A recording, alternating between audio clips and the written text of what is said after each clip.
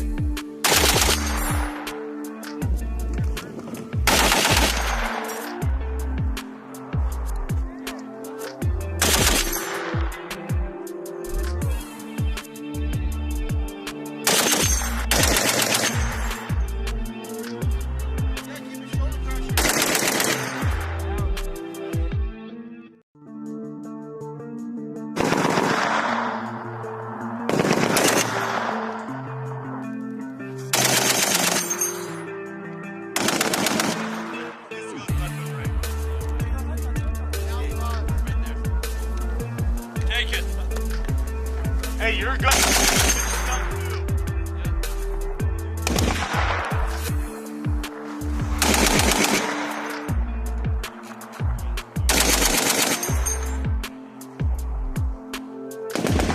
Once you get the target, you can start going up to the higher one. I guess after the first 100 can, then you can get higher up.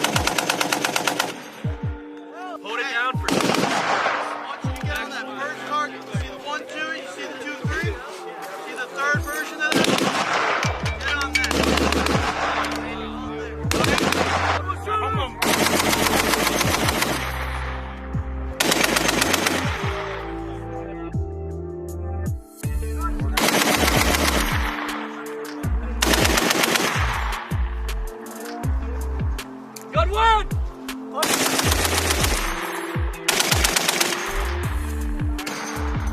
Alright, disperse, fire it out. Fire it out. Another can, right? Yeah. Yeah.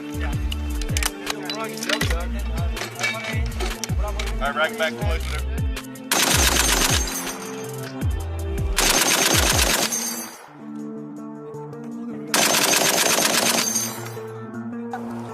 Got you taking it!